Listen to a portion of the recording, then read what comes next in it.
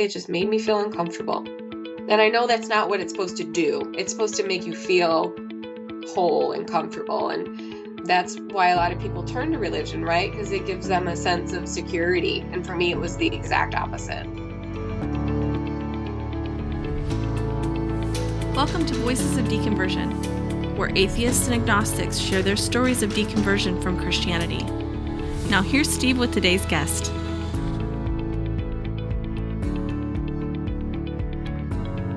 Okay, so today I'm here with Andrea Westfall. Andrea is married and has an awesome 5-year-old son. She works at a medical school in Detroit as a writer, editor, and content creator. She spent the first half of her post-college career, nearly 10 years, at a medium-sized daily newspaper in suburban Detroit, writing human interest, entertainment, and arts, and culture stories. From there, she worked for 3 years at a small public relations agency in Detroit before landing at her current job. Her interests outside of work include reading, anything from sci-fi to celebrity biographies, watching TV and movies, eating out with friends and family, traveling, craft beer, and good food. And last but not least, she also loves to dance. Thanks for joining me on the podcast, Andrea. No, thanks for having me. So, I actually didn't know that you were into dancing. So what kinds of dancing do you like, or have you taken lessons, or? Yeah. So you didn't know that? So No, I do. Right now, I take jazz and tap, like adult classes. Oh, cool. We're like ages like 18 and up. And the majority of my life, I've done tap, jazz, a little bit of ballet. I did some like kind of Broadway style. I've been dancing since I was like 4. And oh my gosh, that's a big part of your life. It's a huge part of my life. And I've taught for here and there, like off and on since I was like 20, but I haven't really taught since I had my son. Mm-hmm. And just to do the choreography, it just takes way too much time. Oh, wow. And then I'm just a huge fan of dance, being an observer as well. I love all the dancing shows, and I love going to see ballets and musicals, and it's cool. Pretty much my favorite thing ever. So. Oh, that's awesome. I had no idea it was such a big part of your life. So ever since you were 4, and it sounds so you did some teaching as well. You used to what just all kinds of dance you taught, or? Yeah, I taught hip hop oh my gosh. To little ones. Very little ones. So it's not like it wasn't like fun, I was teaching crumping. Yeah. They actually called it hippity hop. It was pretty cute. And tap and jazz, and for the younger ones I can teach ballet too. I'm not there's certain levels in ballet that you can test into. I never really did that, but I know the basics. Cool. Well, that's awesome. Yeah. So you told me that you consider yourself an agnostic, but depending on your mood, sometimes an atheist. So tell me what you mean by that. Oh boy. Well, I don't believe that there's a God. However, some days I'm sort of ambivalent to it. And I believe that's what an agnostic is. Yeah.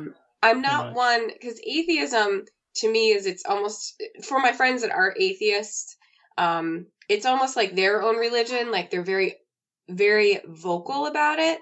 Whereas I just don't consider religion and even spirituality, to be honest, because I know some people are more into spirituality and everything. It's just not really a part of my life. Yeah. So I would consider myself the majority of my life, of my days, I guess, an agnostic in the sense where it just doesn't really register in my life at all. But some days something might happen, and I can't even think of a example right now where I'm like, well, there's definitely no God. Like, this is just, obvious. Yeah. And those are the days where I would, like, if someone asked me, well, I'm an atheist. So. Yeah, I can understand the wanting to separate from the more militant atheists out there who are. Yeah, and I do have some people that tend to go on that side of things. So I'm a little bit quieter and kind of, I would say, almost like meeker of a person in my everyday life. So I just don't really like to get into things like that. And it's a charged subject, and term itself even comes with baggage. Atheist, you think of kind of militant, angry atheists, Yeah. So, although that you're exactly right. No, I understand what you're saying. I consider myself an atheist, but I have the same issues with the word and all that, like you were saying, So, well, So let's go ahead and start with your religious origin story. So what role did religion play in your household growing up? Did you ever have a belief in God or a desire to believe in God? So just tell me a little bit about that. Yeah, so I grew up in a Catholic family, and we definitely were taught to believe in God. And I did go to catechism for the majority of my younger years, from elementary school through to, I want to say, eighth or ninth grade. I know it seems silly that I can't remember, but I can't. And real I quick, since Yeah, I don't have a Catholic background, I think it'd be interesting to hear. So I hear the term catechism, and I don't even know what it means. I think it has to do with training or teaching, but explain. it's like I think it's like Bible school in other religions, or Sunday school, Okay. but we don't go during services. It's like you go to classes and you learn about the Catholic faith During the week. during the week. I think you can go. I mean, I just know that my church that we belonged to when I was a kid, it was when we were in elementary school, and I went to obviously public school, but we were bused. There was a bunch of Catholics in the school, and from probably, I want to say, first or second grade to sixth grade, we were bused in the middle of the day to St. Martin de Porres, which was the church that I attended as a girl. And we were there for probably less than an hour, and we just listened to people. I'm sure it was fairly interactive and entertaining, because I don't Yeah. remember it being much of a drag at all, but we were just taught like various stories out of the Bible. And it was, as a child, I remember it being fairly fun. I never thought it was annoying or something I didn't believe in, because I think I was Yeah. too young at that point. And then when I got into middle school, you went at night. So I think it was like a youth group kind of a thing, but we didn't really have youth group. It was always called catechism, at least at my church. Okay. And you would go to catechism, and it was at night. And that was a little bit more of like a cool like vibe. Like, you got to hang out with your friends, and people would talk about God and what God meant to them. And they would do like little, like, I don't want to say scenes with us, but they might have us like act out like how we were feeling during the day, and maybe um they talk a lot about, I don't know what other religions are like, to be I think honest with that's you. I very wouldn't consider myself. similar. Okay, so we talk a lot, like Catholics talk a lot about Jesus and God, and they're also very into Mary, so they would talk about all those people. And yeah, and I would hang out and listen, and I didn't get, well, I don't know what that was. I didn't get angry about it or anything like that. Um It was just part of but it life. It was just the wasn't way you were anything. raised. It was just a part of life, and a lot of my friends were Catholic. I think that's a very strong religion in our community. There's a lot of Polish people where I grew up, and I still live very close to where I grew up, like only a few miles down the Oh, road. wow. A lot of Germans, a lot of Italians. I'm half Italian, so I think Catholicism was a pretty to the point. It was a pretty It's common religion, to the point where I didn't think anybody else. I didn't know there was other religions until I met my very best friend, and she was a Lutheran, and I was like, "What's a Lutheran?" And she said, "Oh," and she explained it to me, and I was like, "Oh gosh, okay." And then when I got into college, I actually went to a couple different churches and learned about different churches, and I went to like a rock church and things like that. Oh, But how we're getting funny. off topic, so I'm No, no, no. sorry. This is all relevant. I was wanting to get kind of an understanding of your religious background and upbringing and what it's like, and that's all totally relevant. And I just catechism's not something the term that I'm familiar with, but what you described so Yeah, it similar was to so funny. yeah, it's so Yeah. similar. And I know other Catholics I've talked to, and they use certain terms, and it's just I think all Catholics kind of know them. And so it's just good. Yeah, It's like, good to hear. yeah, the priests and sisters, and they can't marry, and all that different. It's very different. So yeah, what I think you were talking about that was like in your neighborhood's like a culture almost, like being Catholic was just part of the culture, part of kind of what people did. It was Yes. just yeah. So that Yep. And that was one of our social opportunities. As a young girl, I obviously like to hang out with friends and talk, and I probably had a crush on several of the boys in my catechism class. And so for me, it was social. And then outside of the catechism and sort of those classes, Uh-huh. I think when I was younger and I was going to catechism, I do recall we went to church fairly often. And by fairly often, it wasn't every Sunday you have to go. It was, well, do we want to go? Sometimes, because my background growing up is that my grandma and grandpa raised me, and they were obviously older.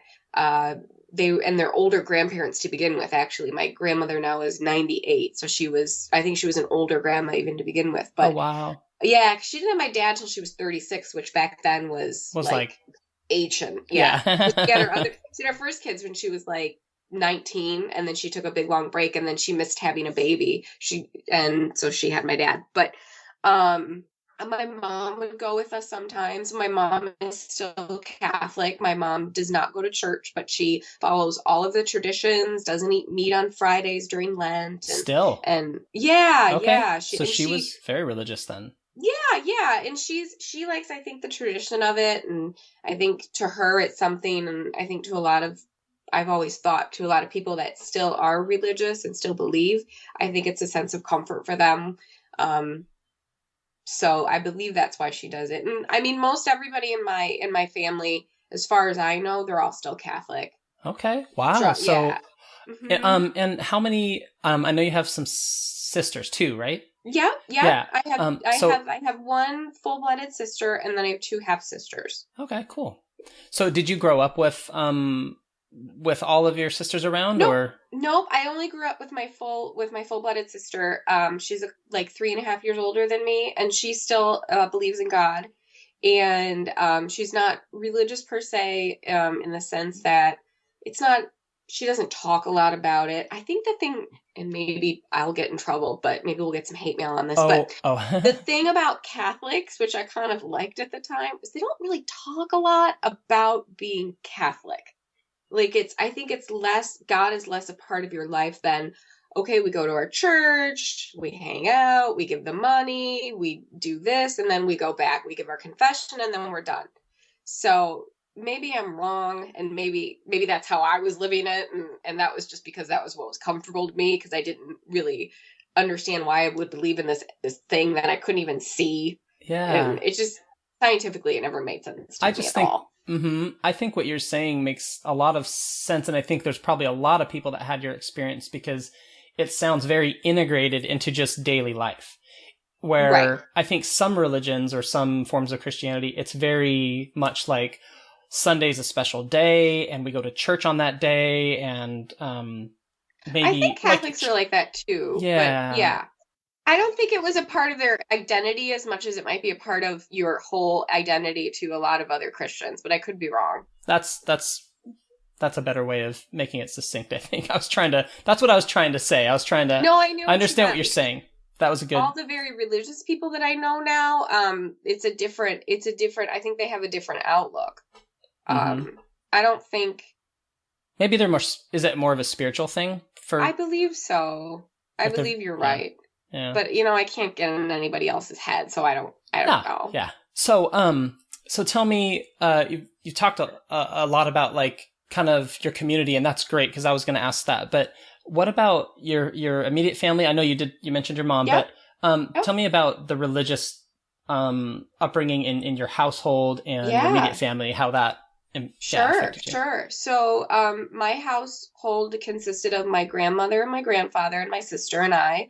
Until I was 13 years old. And then we had an aunt move in with us. But prior to that, and actually all the time, I just kind of wanted to give you an idea of who was in the house. Yeah. But my grandfather my grandma and grandfather had on their dresser, their bedroom dresser, there was a statue of Jesus, Mary, and Joseph, I believe. Maybe it was just Joseph and Mary. I'm honestly not sure. But there were these statues. They were probably like 18 inches tall. They were always on my grandpa's dresser. And every night, my grandfather stood by them, and he would put his hands together in the prayer pose, and he would close his eyes. And I'd watch him do it sometimes. And he'd close his eyes, and I think he'd say his prayers. And then he would walk around and go to bed. But funny enough, my grandpa was also the one that would tell me I don't need to go to church to believe in God.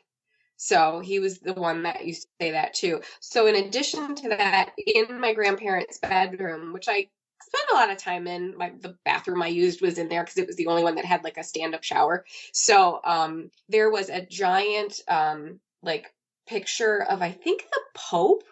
And I think one of their family members had been able to get something blessed for my grandmother and grandfather's 50th anniversary. And it was a very big deal. It was this beautiful plaque with a picture of the Pope at the time, Pope John Paul II, I think. Probably. And there was like a nice like decree and that he was blessing their marriage and everything. And they had that. It was very large. It was probably like 20 by 24 inches. And they had that in their bedroom. And then they also, I cannot remember if this is, and because everyone should know I'm 38, so it's been a while. I cannot remember if this was in their bedroom or in the house. I think it was in the house. We had one of those pictures, and I still kind of think it's cool. My grandma still has it in her house now that she lives in Florida. It's the Jesus picture with the heart, and it's like got the rays coming out of it. Oh, wow. Do you know what I'm talking about? I don't know if that's a Catholic thing. I think it's a Catholic thing. They always have these pictures, and it's like where Jesus's heart would be, but it's like superimposed on his body, and then there's these beautiful like gold rays coming out of that heart, and usually has his hands, I think, either turned out with the palms out, or the other way. That's cool. Catholic people are probably like, "Oh my gosh, she's completely wrong. What is she talking about?" But that was too. So there was religious artifacts throughout our house. When my grandma needed to sell her house, she took a statue of Joseph and buried it upside down in the backyard, because they say that was one of her things. That's amazing. You know that. Yeah, that's a what do you call it? Well, a tradition, like or like I'd say superstition, but yeah, that might insult people. Yeah. The house sold very quickly, so she assumed it was because of Joseph. So yeah, there were definitely entities. I would say, surrounded by religion, but it wasn't anything we ever talked about. Like I told you earlier, we never really said grace before a meal, maybe at holidays.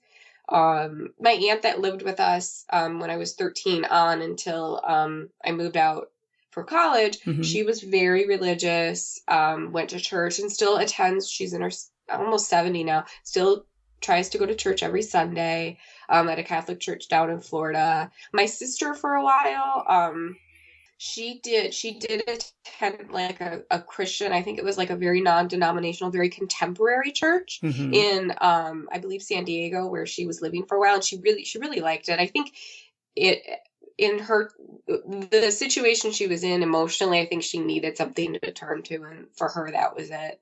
Yeah. So yeah, so that gives you an idea. Very strong family Catholic history. I would there. say so. Now that I'm talking about it, I guess it was pretty apparent. It was pretty apparent. It just wasn't to me. It was just decorations in the house. So yeah. So tell me more about that. So for you, you told me that you never really believed it. So when did you become aware of that? That maybe you didn't believe like your grandma and grandpa and your sister. Yeah. I think I probably always did as like I would say probably my young teen years. Okay. Which makes sense. I always did because I never really wanted, like, I know I said earlier about the social aspect of catechism. I would go, but if I didn't want to go, I would, I tell my mom, sometimes I just didn't want to go. And I think looking back, that was because I just didn't really, believe everything that they were telling me. And they were telling us to be good people, but I didn't really believe any of the stories. It didn't make any sense to me. And so I would tell her, and her response to me was always, well, one day you might want to get married in the Catholic Church. So you have to have all of your sacraments. And I don't know if sacraments is a Catholic thing or not.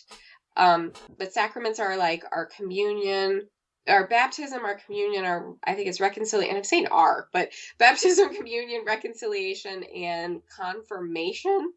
Those are the sacraments that you have to go through as a Catholic, and you get all of them done pretty fast. Like I was done by 8th grade. Whereas I think in other Christianity, I believe a lot of those come later, right? Like they are baptized as babies. Yeah. So it's a little different. Yeah, I do think like for real like conservative certain Protestants only get like the more the less formal Protestants, I guess, like the not the mainline denominations like Lutheran, Episcopal, and Methodist. Those are more similar to Catholic, I think, in the sense that they use words like sacrament, and some of them do baptize early when they're babies and stuff. Yeah, I know Gary, my husband, was raised Methodist, and I believe some of his things, the timing was different, but they were all very similar. But I think a lot of it came later. Yeah, so before high school or shortly before he graduated from high school, I believe. Yeah, so you did voice some doubts to your grandmother at times. Yeah, I would never tell her, "Oh, I don't believe in God," and I don't even know if she knows that today. I'm considered, and I think I told you in our previous conversations that I'm not necessarily the black sheep of the family, but I'm very different than a lot of my immediate family members. Mm-hmm. I'm consider myself a fairly liberal person, independent as far as political views. Everyone knows now, like my mother knows, my sister knows, and they're fine with it. Nobody felt like they needed to save me. That might be a Catholic thing too. And I think it's telling, kind of going back to, it's telling that I was saying "our," because like the Catholics are this way, and our way of doing things was, because that was how, the fact that I still say "our" about Catholics, that shows how ingrained it was in my childhood growing up, and it is a part of my identity. Yeah. But it was more to me like belonging to a certain organization or a group, like the Elks, or like a community group, less than a religion. Like I like church, other than the whole being told to believe in this power up above, but everything else I thought was pretty nice, if that makes sense. It does. It totally does. And I think there's a lot of good things about religion and church and Christianity and all that. I think there are really good things about it. It's just, for folks like us, like you have to swallow the pill that includes like being hateful toward people who are gay, or believing in hell for people who don't believe the right way. I mean, that comes with it, and that's kind of a non-starter, It's like, I could never. And I think that's absolutely true. And I do know I have many Christian friends that they're very, they're fine with gay marriage. They're fine with abortion. Yes. So I don't want to paint it that, all the Christians are, and I know you don't either. I'm not trying to say that either. Yeah. Yeah. No, I just wanted to make that apparent for the listeners. But, did you ever have a desire to believe in God? Like you're in this culture? Okay. No, absolutely. I even to this day, like, I'm sure it gives people so much comfort. And I mean, as a person, sometimes I have anxiety and I'm a very nervous person. And sometimes I'm not necessarily envious of people, because sometimes I feel sorry for people that I know that's going to sound horrible, but I'm like, oh gosh, I feel bad that they have this belief in something that I obviously don't think exists. So the fact that they have this belief in it and they put so much emphasis on it makes it like not necessarily sad to me, but I don't know. I'm an empathetic person, but some days I do think it would be nice to have maybe another power to say, you know what, this is out of my hands, so go ahead and take care. But I can't do that. Well, I am envious of folks like you who never, and tell me if I'm not, using a word that maybe is, I shouldn't be, but never latched on to it. No, that's quite in the same way, like where I just was like full head of steam into fundamentalism, and bad stuff happens when you do that. Yeah. It's like, God, so I envy people who kind of saw it coming, there's some things that don't make sense. So folks like you who kind of could see, I don't really want to believe this. And I can respect folks who do want to believe it and want to have that be part of their life. Right. But for someone like me who, because I took it so seriously and maybe was so extreme, there were some real consequences to that. So, Sure. it kind of goes both ways. So Yeah. For some people it brings comfort, and I understand, like, some of that is appealing, but at the same time, like, sometimes it's good to have avoided it. Right. I do feel lucky. And I do look at, I mean, at the end of the day, you're a really good person, and you're probably in your heart the same person you were. You just had these views that you were told to believe. Yeah. And it's, I mean, there's certain things I've always been an extremely skeptical person, like extremely skeptical.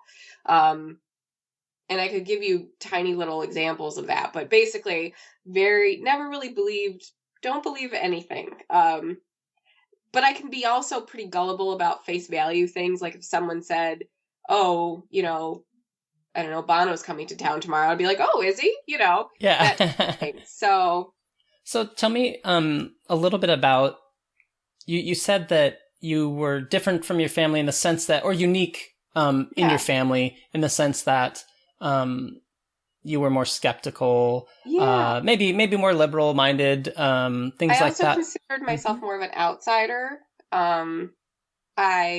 A little bit of a hippie, kind of wanted to, I didn't really like at the time, now I look back and I'm like, whatever, Andrea, but I didn't think, I was very anti-establishment. I wore, looking back, I looked adorable, but it was like, I thought I was being rebellious by like dyeing my hair purple and wearing like combat boots and everything. And I think it'll kind of show you that my family's okay with me not being religious and not believing in God. And I think even my grandma and my grandpa my grandma's still alive, but my grandfather's passed away, but I think he'd be fine with it too.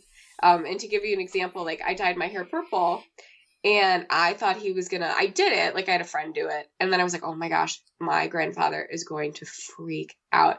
And I was like kind of trying to hide it, but I mean, hello, it's purple. Yeah, and I it's remember purple. I was in the fridge and I like closed the door and he's like behind me and I had just done it.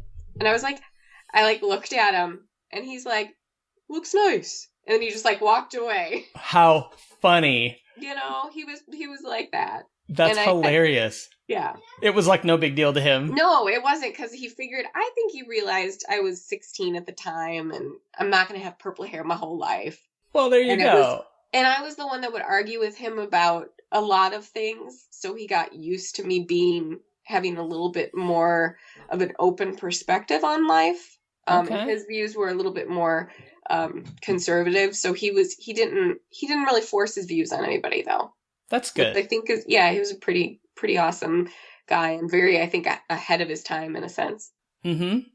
I think that encourages someone like you who maybe has unique views in the circle that you run in or in the family that you're in. If you have more unique views, it's great to have someone like that in your life because they may not agree with you, but they're letting you kind of explore your thoughts and explore your views on things without saying, nope, you can't believe that. Absolutely. And I was very lucky in that regard. And I do feel sorry for people that maybe like they're struggling with perhaps believing and they're getting a lot of pushback and a lot of negativity for people, maybe their friends and family that do believe. Yeah.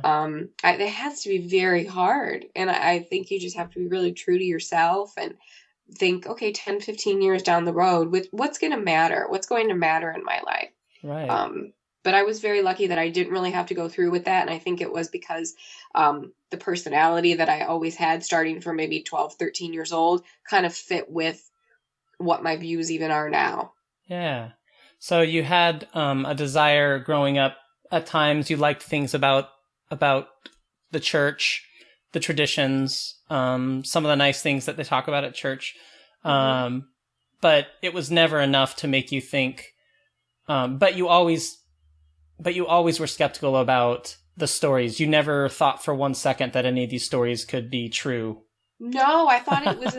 I thought it was a book. I thought the Bible was a nice book and it is it's a nice book that somebody wrote way later, and it was stories to try to get people to behave and be good people and follow certain rules in whatever society they were in. And that's what I believed it was. So I mean, if you know me, and I consider myself a pretty nice person. You are. And it's very important to me that like my son is a really nice person and is very, I want him to be very giving and very thoughtful.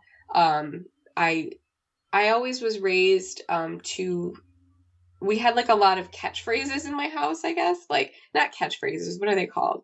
My grandma always had like a lot of sayings, and so did my mom. Yeah. Sayings or slogans. And one big one that was kind of pounded into me was, and I think this might have a basis, but it was like, do unto others as you wish to be done unto yourself. Treat others the way you want to be treated. And that was something that I 100% took to heart, and I still believe in. Yeah. I was also told if you don't have anything nice to say, don't say anything at all. I'm sure a lot of people have been told this, but that was a big one. Yeah, my grandma had so many. Don't count your chickens till they're hatched. That was a more negative one. But yeah. That's good though. This is a little bit of a digression, but I have to ask because I think it's something that is relevant. So you mentioned your son, raising your son and wanting him to be, a good person and things like that.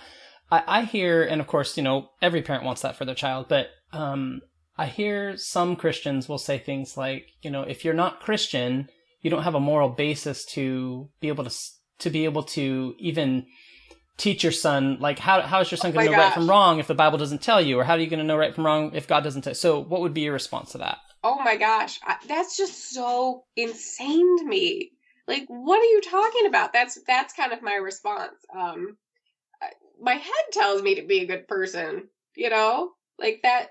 I could use, like, that's the thing. Like, I guess I was always like trying to be an independent thinker. So I didn't, really want anybody to make me believe in something that I didn't believe in. So yeah, it's just not something, it's so foreign to me. Yeah. It's so foreign. And that may be because going back to how I was raised, the way you were, and maybe this is a Catholic thing, I don't know. I don't necessarily,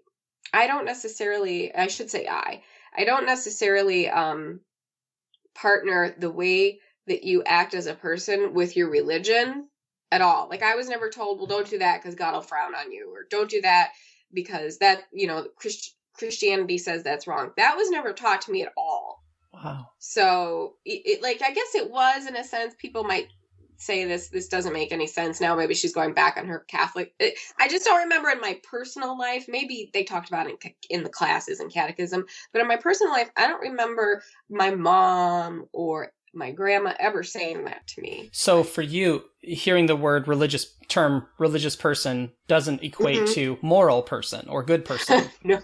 No. And I think nowadays, a lot of people, I think, would agree with that. But, like, my understanding growing up... Isn't that so much much better? What? I feel like we're finally living in, like, a better time. People are a little more understanding of that kind of thing.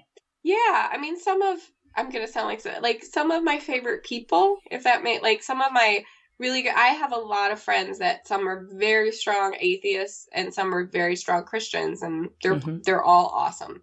And that's great. And, I mean, Chrissy and I were even talking today about J.K. Rowling being a Christian or believing in God or whatever. I don't even know what kind of Christian she is. Yeah, I think so. That's what Chrissy was saying.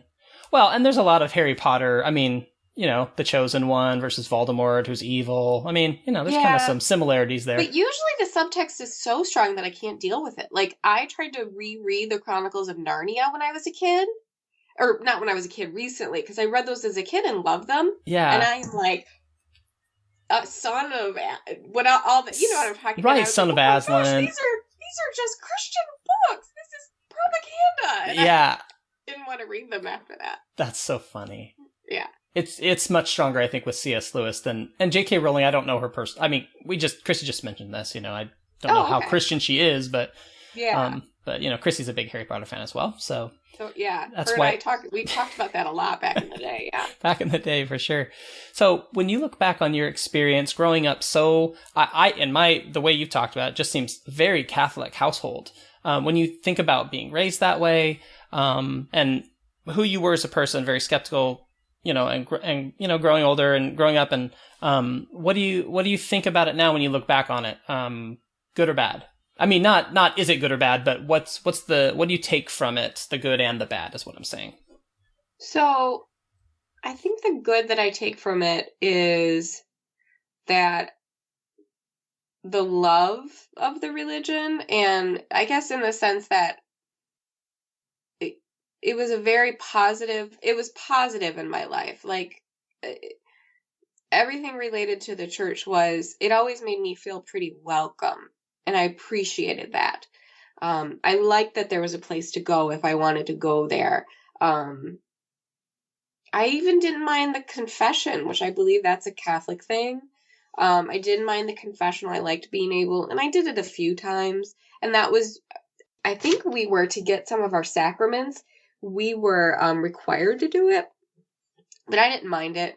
I never really did anything quote unquote bad, so I didn't really have anything to talk about, but I didn't mind it. So I think the good was that Catholicism never brought anything negative to my life. And I liked having, I liked seeing that my grandpa praying to those statues on his dresser made him happy. So that made me happy. I liked more what it did for other people than what it did for me. I don't really think it did anything specifically for me. So that makes me happy because I like, when other people are happy, I'm happy. Yeah. And then you're saying the bad part of it?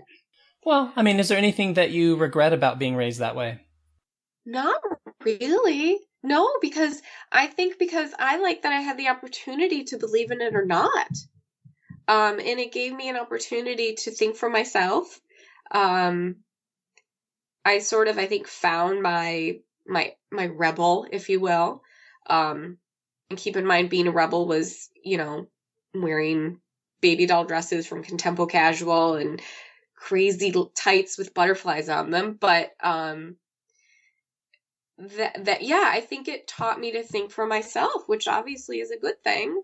So, does that kind of answer the question? Yeah, absolutely. Okay. That's great, in fact, and that's I really think that's neat that you were raised that way, because like we were saying earlier, it gave you the freedom to think through things for yourself. And I just think like that's the healthy way to raise a child. That's the healthy way to grow up, is having the ability to look at various ideas and digest them yourself and make of them what you make of them. And not feel that you're being forced into a certain belief system and Right. You have to adopt things that you don't like or don't sit well with you. You didn't have to do that. So that's interesting. Right. So you ended up not believing, or never did, but yet you have fond feelings toward the church that you experienced, Yeah, and I'll go to church. I mean, I'll go to a church. I shouldn't say I'll go to church. But I mean, if something's going on in a church that I have to attend a wedding, part of my job at the public relations firm was to work for a religious organization. One of my clients was the Salvation Army, which is a fantastic organization. They're a great group. And I would go to their churches to, we might have an event going on that we were promoting, because one of my clients was the Salvation Army Adult Rehabilitation Center, or ARC. And one time we went to a church in Detroit, and boy, was that a good time. I mean, people were standing. It was mostly an African American, do they say parish congregation? I don't really know. And I enjoyed the heck out of it. I didn't believe the God aspects of it, but I certainly believed in paying they would talk about things like, if you're paying your own bills, if you're being a good person, if you're making ends meet, they would say, hallelujah, and everybody would cheer and scream. And I thought, this is great. It's a positive place to go. Doesn't mean I have to believe in the God above. Yeah. So. But you enjoy the positive and the good stuff. I like traditions, and I thought it was a good time. I went in college. I went to I think it was like a rock, I would consider it like a rock church. Guys got up there, and I remember thinking this was insane because I was raised in a Catholic church, which is very, very different. You stand up, you kneel back down, you do this, the the craziest you can get is when you do the peace be with you and you turn around and shake your neighbor's hand. That's about as fancy, as crazy as you can get. But this was like, guys were playing guitar and I was like, wow, this is fun. And then they started talking about God and I was like, oh, and I'm getting uncomfortable. So yeah, there's always that part of it. yeah, even Gary and I tried to go for a while there. I was like, maybe because I felt bad because he knew I was agnostic or atheist, and I felt bad because I knew he was raised more Methodist, and I don't even know if we were married yet. And I thought, well, do you want to try to find a church? Like, that's kind of the person I am. I was just like, we can find a church if you want to. I don't need to believe in it. Just if that's something so we like shopped a couple Methodist churches, and I remember that actually, now that I think about it, I'm having a moment here. That really cemented for me. I was in my late 20s, early 30s, and that really cemented for me that I just didn't believe in any of it because they were talking about God, and I was just like, okay, yep, definitely not for me. So we went to a couple of those, and I just said, can we stop going? Because it's making me really uncomfortable. And he was like, sure. So yeah, so they talked about God, and that made you... Yeah, it made me uncomfortable. I forgot about that until just this moment that we tried to go to a couple churches. What about it made you uncomfortable? Just talking about God, and it made me uncomfortable that I would pretend to believe in that.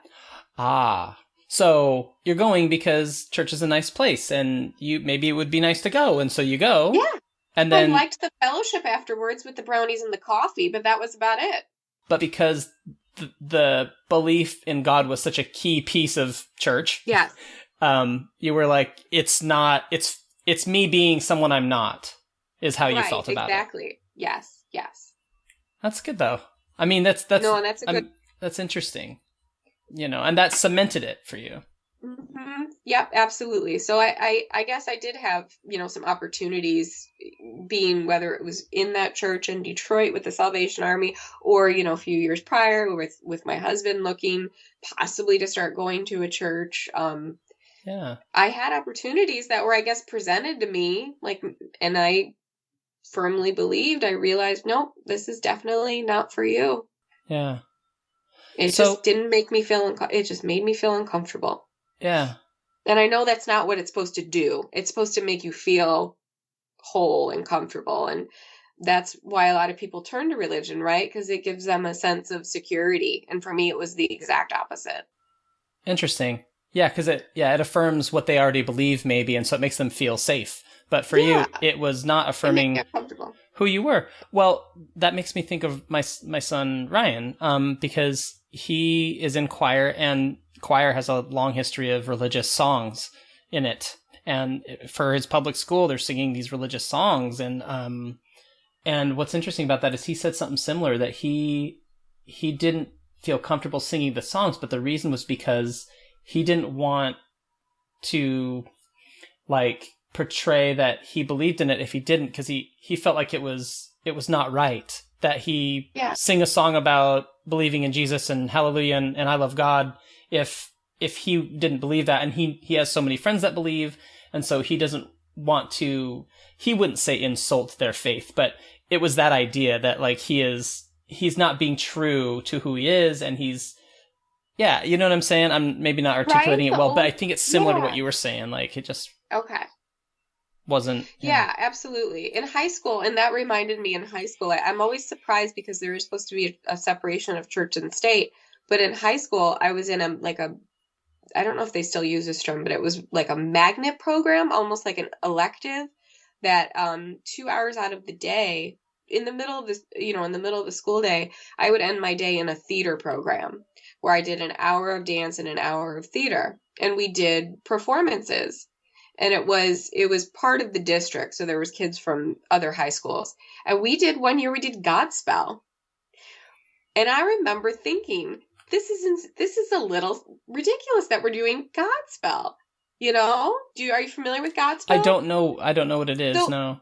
It's the gospel according to Matthew. So it's all Bible-based stories, and it's from the 70s, and it's a musical that they would put on today. Oh, wow. Yeah. So it's pretty much the story of Jesus Yeah, at no, it school. is. Like Judas is in it, and yeah. And I went to a public school, and I actually, to be honest, and this is going to sound really strange, and this is, I guess, why I'm lucky. I almost feel like I have freedom, I guess, because of the way that I feel. Yeah. But for a while there, like in my 20s, I had that soundtrack, and I would listen to it, and it's actually a great little musical, but I wasn't listening to it because I was religious. I was listening to it because it reminded me of high school and a really fun time in my life, and I like musicals. So.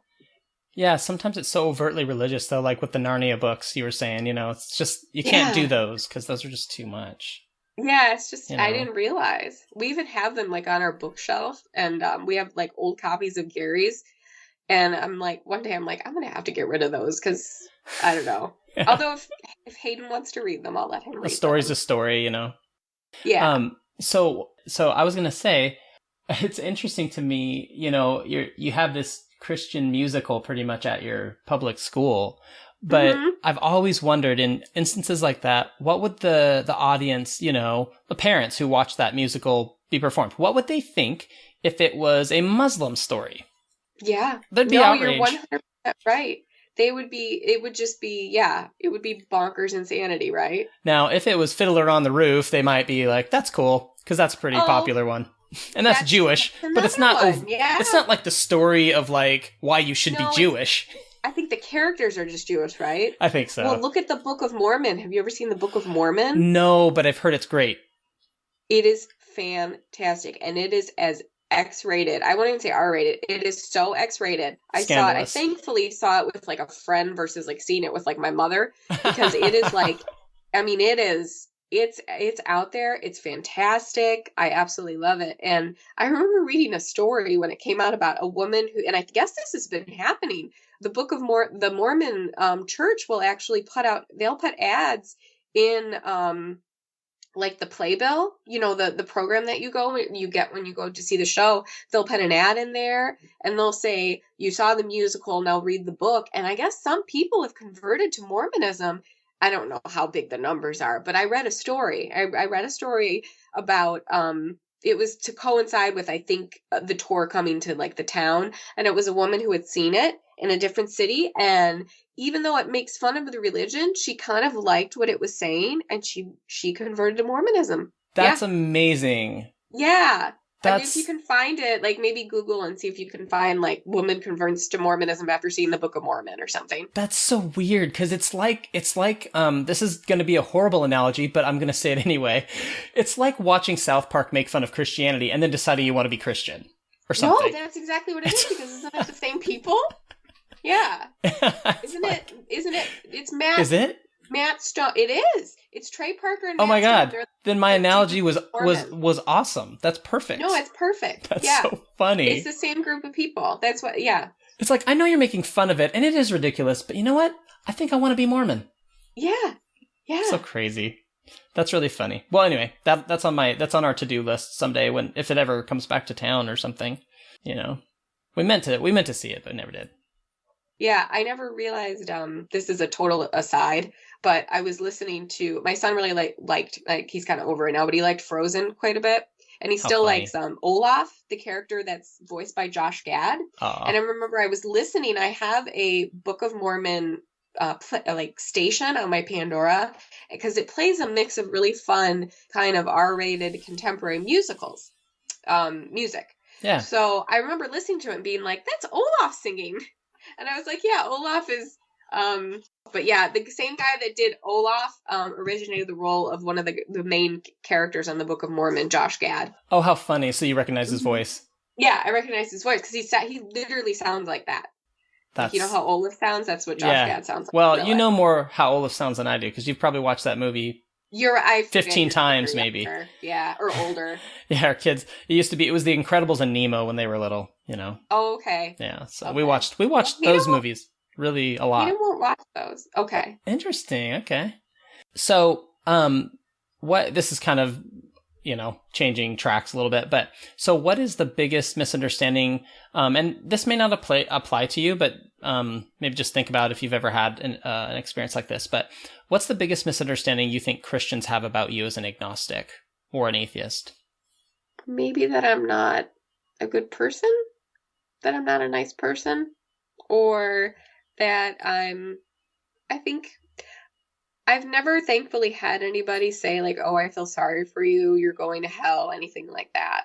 I think they probably think that maybe I'm not as, maybe my moral compass isn't as strong as theirs. And I mean, like I said earlier, I can't really get in someone else's head, but that's probably, if you ask somebody, I would love, like, I have one specifically quite religious friend who I adore him, and I his views, a lot of times he'll, post things on Facebook that I thoroughly, agree with, that have nothing to do with religion. And I've always wanted to ask him, because I don't think he knows. I've always wanted to ask him, hey, what do you think? Do you, I'm an atheist, or what do you think about that? I'd love to get his opinion, but anyway. Yeah, that would be interesting. Because I actually, I guess what I'm trying to say is I value his opinion on other things, so I would love to hear his thoughts on that. Yeah, that's interesting. So what do you think is the best thing about not having to believe in God? Oh. I know it's exciting. There's so many things. Yeah. It's like, which candy do I choose out of the C's candy box, right? Yeah, I guess it's just like, I just have freedom to do whatever I want, and I don't have, in a sense, I don't have, like, I can believe wholeheartedly that, a woman and a woman, or a man and a man can marry, and there's absolutely no problem with that. I believe that a woman can make her up her own mind as to whether she wants to have a child or not. I just feel like I have a lot more freedom in my beliefs. Yeah. Which, why wouldn't you want to have more freedom in your beliefs? But yeah. I guess that's up to you. Yeah. So what brings you the most happiness in life? Oh, gosh. Spending time with family and friends, definitely. Experiencing new things, which probably is why I would go, keeping on, obviously, the theme of the podcast, which is why I would go to, like, a kind of a rock Bible church in college, because it seemed like I'll try that. So yeah, I love new experiences, trying new restaurants, trying new, going to a new play, going to a new musical. I love really beautiful things, if that makes sense. Like, I love flowers and butterflies and things like that. So definitely just having, fun and spending time with my family, even when they drive me a little crazy. Like my 5-year-old. But as they do, yeah. Yeah. Well, I started this podcast for former Christians who have lost their faith. What encouragement or piece of guidance could you give that person who may be pretending their way through church on Sundays, or in a similar situation to you when you were growing up? Yeah, sure. Well, I mean, I'm not one. I feel like any advice that I would give, I feel like I'm lucky in the sense that I never really had to quote unquote leave the church. It was never something I really belonged to. I guess what I would say to somebody that, like you said, that's a really scary thing to me, to have to pretend that you're going through the motions in church, and you're afraid maybe that your family's going to look down on you. I never really was too worried about that. I would say just know that you're still a really good person deep down. You're still the same person. Your family and friends should still want to spend time with you and appreciate your views and your new views, and not to be afraid. Just don't be afraid to be yourself, because you're going to be so much happier at the end of it. You'll be absolutely happier. Like, I feel so much freer in my everyday life than, I think I probably would be if I just was pretending because I didn't want my grandma to be upset that I was, a Catholic. Yeah, that's awesome. I think that's really, really good advice. Oh. Really good encouragement, because I think back to what I went through, and if I had heard someone say something like that, that would have been a huge encouragement. So I think that will be, hopefully, for whoever hears it, who's going through that. Mm-hmm. Yeah, I hope so. That's cool.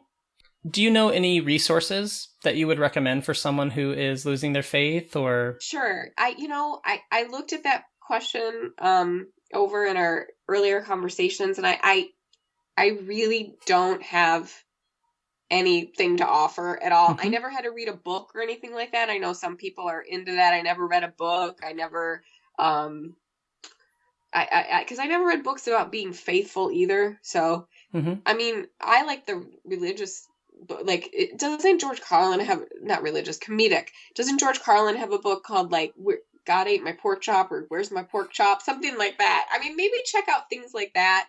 Because I like pop culture. So if you're someone that maybe likes pop culture, because I know sometimes when you're in a very, strict Christian upbringing, you're not necessarily allowed to look at maybe secular things.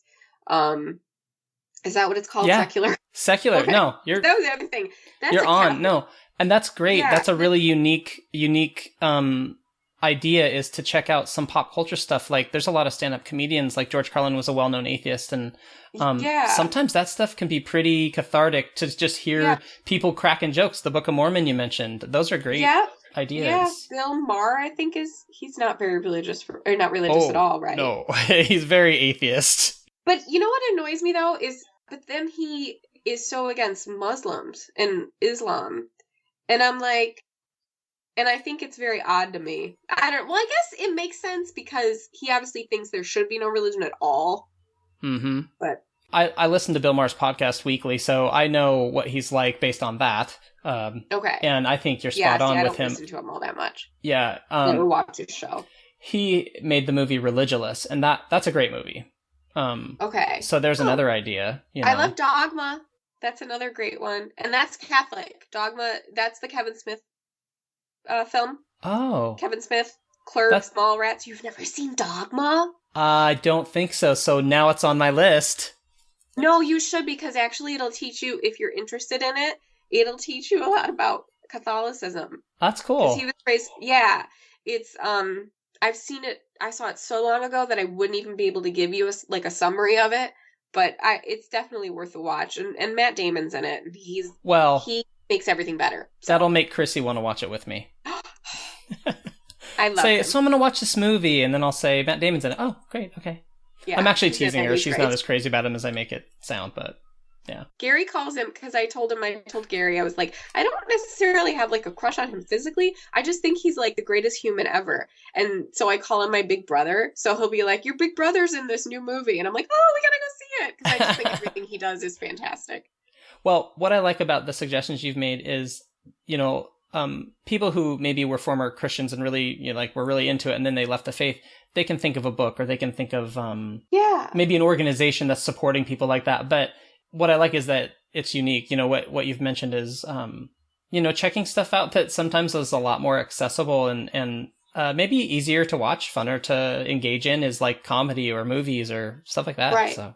Yeah, I would think, because if you watch it, you're not going to be offended by it if you're thinking of leaving your faith behind, because you're probably agreeing with some of the things that are being presented. I could see how some people who are very Christian would be offended by the Book of Mormon. Yeah. I'm sure some Mormons are very offended by it, and I guess rightly so. I'm sure. But if it's something that you're already kind of leaning towards the belief system, I think you would enjoy it. It would give you a sense of maybe a little bit of happiness, also knowing that you're not the only one out there maybe that believes those things. Obviously, people are, buying the books, watching the movies, so you're not alone. There's other people that believe the same as you. Yeah.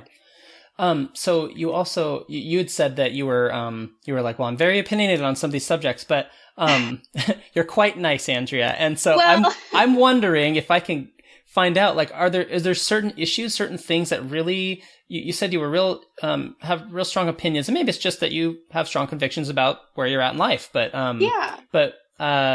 any final thoughts, any final things, issues that are real important to you that you feel strongly about? Yeah, I just think that, like, it kind of goes back to what I want Hayden to have a belief in growing up, which is to treat everybody equally, and to have a very open mind, and be kind to others. I people probably think that's so kind of hippy dippy, crunchy granola, but to me, that's the best way to live your life, to treat other people well, and be, like I said, just be open to other ideas. That's why if someone tells me, so maybe I kind of spoke when I said I have strong beliefs in it, because when someone tells me they're Christian, or if it comes up in conversation, or someone says praise God, like something good happens at work, somebody says, oh, praise God, I for 1 second would never go, God, there's no God. Like, I would never say that. I would just go, oh, okay. I mean, even to the point where I have a couple friends that are very religious,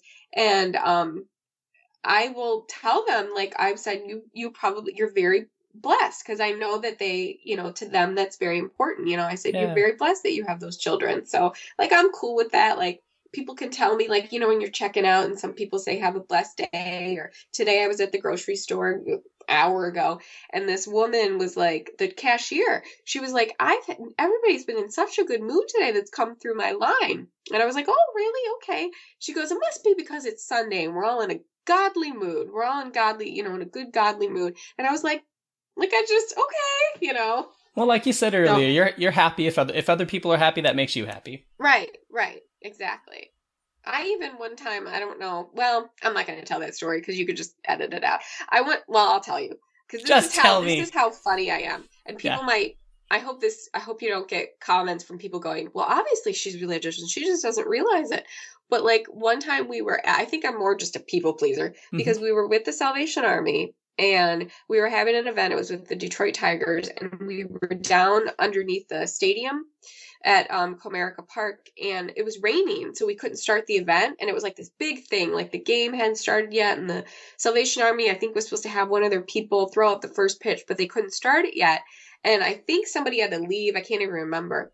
And I, of all people, because I'm like surrounded, I said, why don't we all hold hands and talk? I didn't say pray. I said, why don't we all hold hands and just send positive thoughts for the rain to stop? So we did, and the rain stopped. Oh my gosh, that's hilarious. So everyone was like, woo, praise God. I'm like, yeah. I was like, it's positive. Like, or praise Andrea. Huh? Or praise Andrea. You clearly orchestrated this entire thing. You got everybody together. You stopped the rain. It's amazing. For a second, I didn't think that the rain was stopped because of God. Because if God's going to stop rain, why doesn't he also make a cure for cancer and stop people killing each other? Why weren't you like, where's my credit? When they were like, praise God. Like, listen, I put this circle together. Yeah. I did the hard work. Yeah. See, I'm just joking. No, I know. But, well, weird, though? Yeah. No, that's a great story. So that's it. Thank you for taking time out of your day and sharing your thoughts with me. And it was really nice to hear kind of your experience and what you went through, and fascinating too, how strict your Catholic upbringing, not strict, I think how strong the Catholic influence was in your life, and yet it just never took for you. I think being Catholic was just like being part Italian, because Italians, we love to tell people we're Italian, or, we're proud of our heritage. I'm also part Polish and part Slovak, but the Italians are a little bit louder, so we talk a little bit more about that. So yeah, it was like that. It was part of my nationality. But it was the religion. It was just never anything that, like you said, I latched onto. Yeah. Part of your identity and your culture. Mm-hmm. Yeah, absolutely. That's cool. Awesome. Well, thanks for sharing your story today, and I appreciate you taking the time to do that. Oh, absolutely. Thank you. Thank you for having me on.